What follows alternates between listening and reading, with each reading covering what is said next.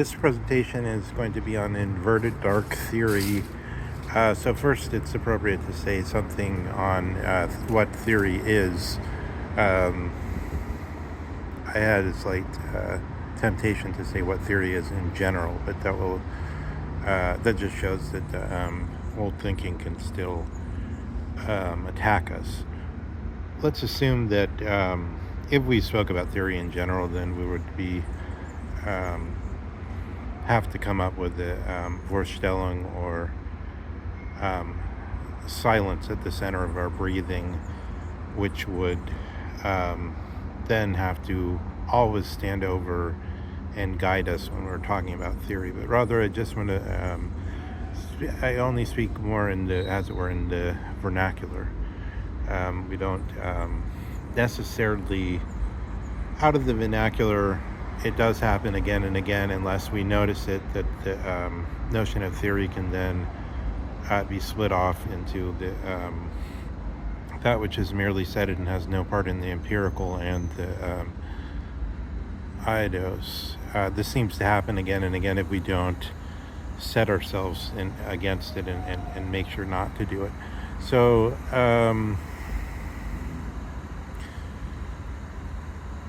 what is theory taken this way?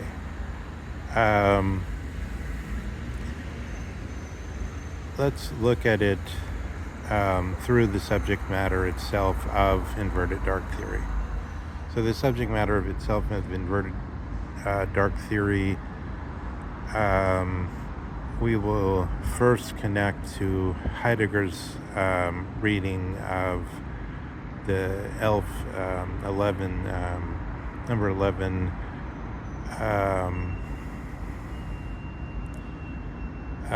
note, as it were, on Feuerbach, where Marx is basically saying Feuerbach isn't materialist, and if this becomes the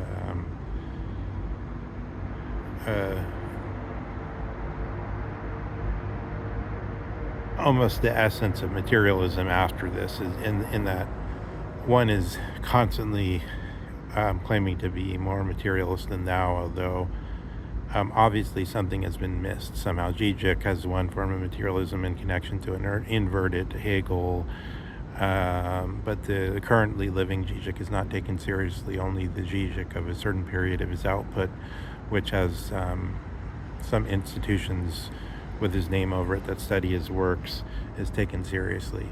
The current Zizek is considered hysterical. But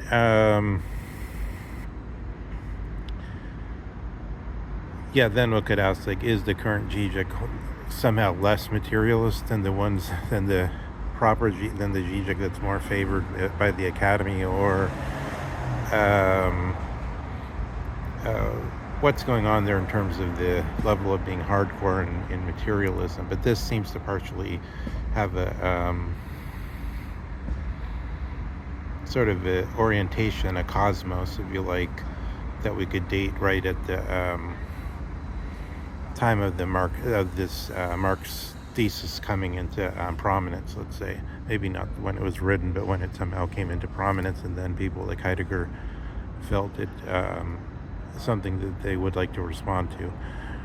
What does it say? So it says there's the Vorstellung that the philosophers are always about, or interpretation, but that one should simply change things. So let's look at the Vorstellung as theory. So that's to get orientation that way. So let's say theory is like the Vorstellung. So what's so the point that Heidegger's making is Marx already has a theory of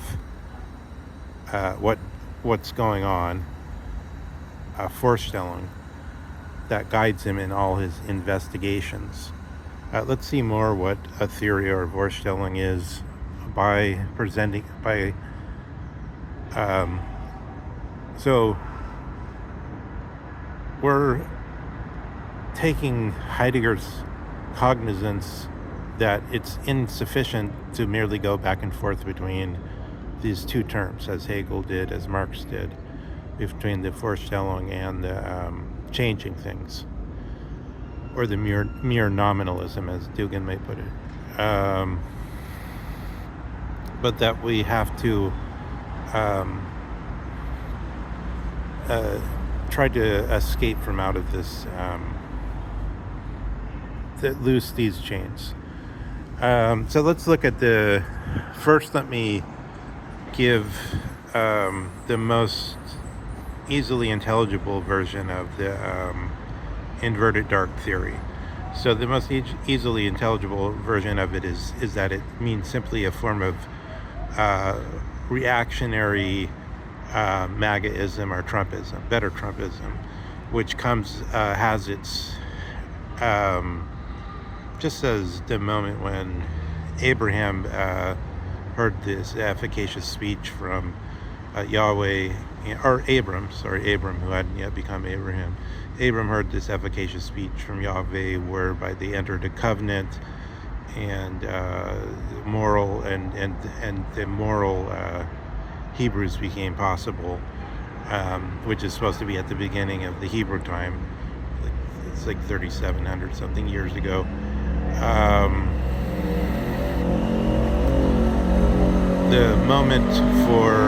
That's the moment for Judaism and for Jews. But what's the moment of orientation then for inverted dark theory? I'll put it at the moment that the national security statement is released, because and then the point of saying the inverted dark theory is something reactionary. I'll give an example in terms of this lady who the Foreign Affairs has trotted out, Kori Schake. And so what she's doing is she's a kind of reactionary against the Trumpism in the same way, or let's say we could say as well, dark enlightenment. If dark enlightenment and Trumpism would go together in a certain way, we could say either one. Whatever this moment will eventually get called, she's a reactionary against it. And at first, and the close reasoning is like this, but it's not. It's open for different interpretations. But just that, here's the moment when the national security statement comes out, that the people who before were simply saying Trump is the world wrestling entertainment and he's simply the wreckers, now feel the need to respond to the statement of the positive self-theory or Vorstellung of Trumpianism. So that this seems now to be cast over everything, just as a certain date that the people are supposed to start with radiates, but doesn't really start anywhere. It's just silence in all our breathing. That's what the Vorstellung or theory is like, and that's what Heidegger's saying. Marx, he acts like he's talking against the philosophers, but really he's just saying, oh, let's forget about the silence in all our breathing. Let's forget about that. We're calling ourselves children of the French Revolution of 1789 and orienting everything we do according to whether we're reactionary liberals or progressive liberals. Instead, you get this moment. So the point is that Kori Schake is an enemy of the current power, of the power which is setting its direction. So let's try. I don't know how to name it yet, but let's say let's try to investigate what it's actually doing. I mean, what Trump and the current America is that. Let's say the current America is actually doing in the security statement. So we could remember the last really powerful phrase in a security statement came out under Obama, where he spoke of the great power rivalries, and that set all sort of the background of all thinking on foreign policy for since the Obama years. and China was identified as the lead enemy, and then China and Russia. And then that's when people started talking a great deal about flattering China and said, oh, look at how China's rising, and so on and so forth.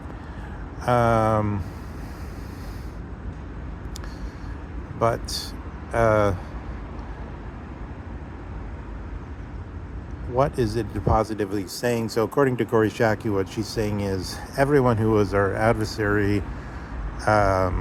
almost like, that first German who was told to, burn what you have worshipped, and worship what you have burned, and this kind of thing, and became a Christian. She's saying all our adversaries are now being put down directly as our enemies. The whole Western alliance is now, which we have had this unprecedented ability to use soft power with, because they would do things for us without any coercion, just as though they were felt naturally part of the Federation, part of the World Federation. But now that's totally over, and what she's saying is positively what Trump is declaring is that he likes the way Russia and China do things, and that he wants to in some way work with them. And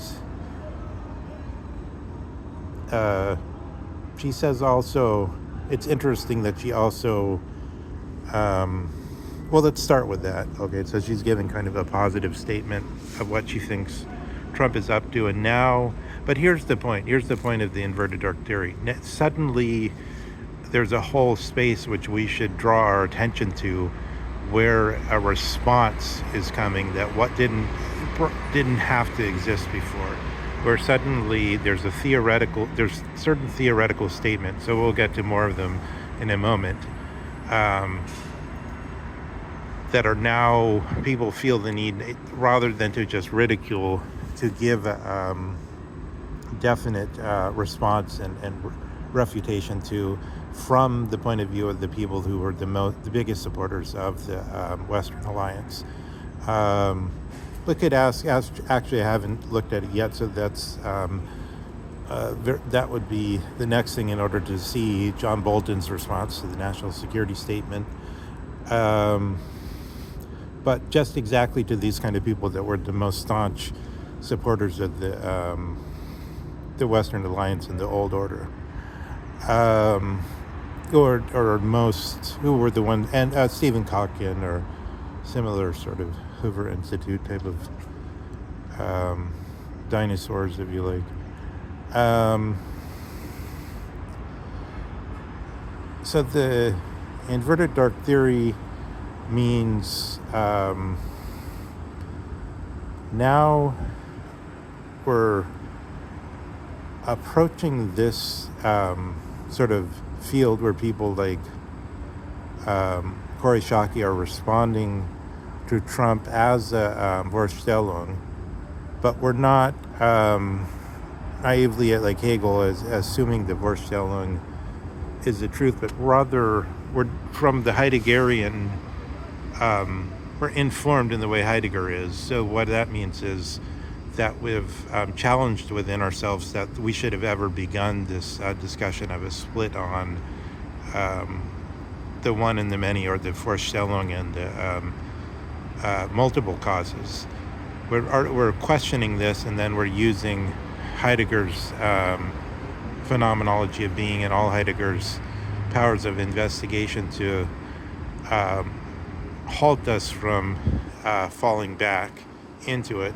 But at the same time, we have this struggle against Nietzsche, whereby Nietzsche is always trying to say, yes, you say you're aware of this superposition, but actually you just have another Vorstellung. And then actually Zizek charges in and says, Zizek doesn't perceive it this way. He only perceives it from the point of view of the thrownness, Geworfenheit, Heidegger. We're born thrown, therefore that's transcendental condition, similar to the Kantian version of time. Time is succession of events, or something like that, as a condition for any possible experience. But you could almost see in a much infinitely more refined, not infinitely, but in much more refined way, Heidegger, when he's having a sort of tried to divide himself from Nietzsche outside Neanderthal. He could be accused again in the more refined way of setting up a condition for any possible being to have any form of being somehow. He tries to avoid that. He tries to step back. But let's look at the Kori Schake version of the part of the Trump document, which seems to be homologous with the Marx thesis on Feuerbach 11. I'm not convinced it's totally a good analogy here, but it's not the most important thing. Because what she says is the document begins by saying every strategy must look at the tools it has and try to ask what tools it could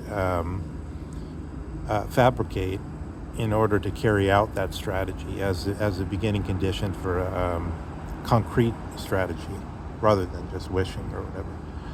And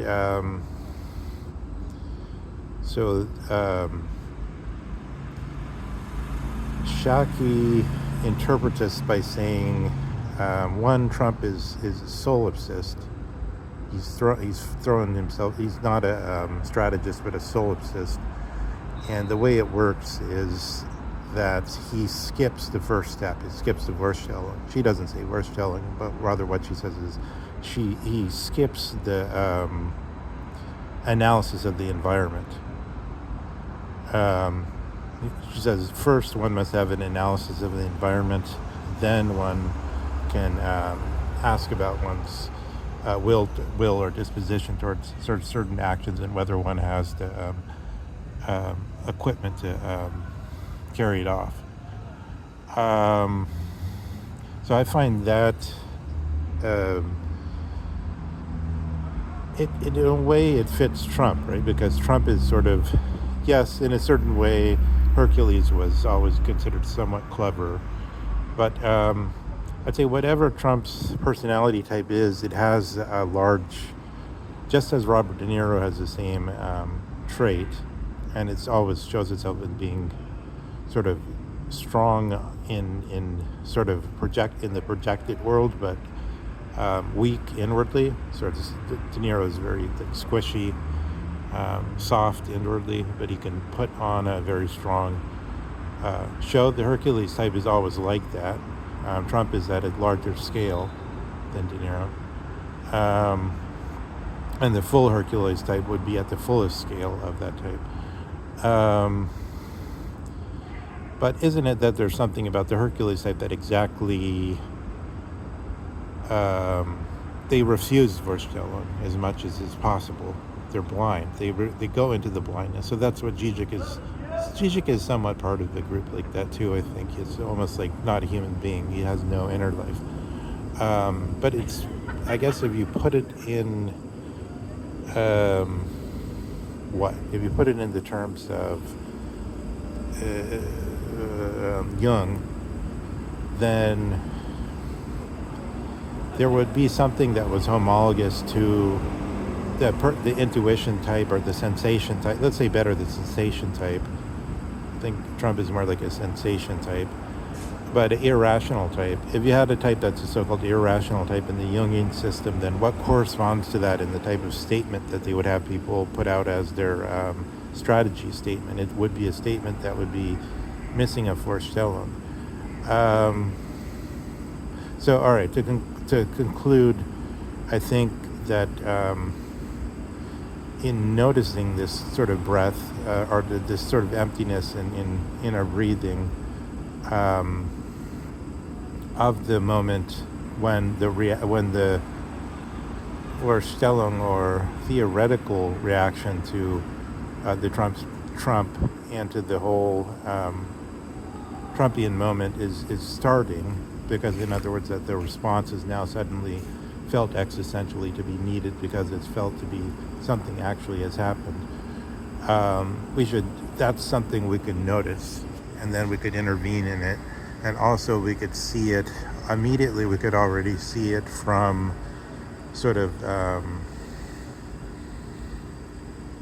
more from a greater vantage than the people that are caught up in its heavy gravity.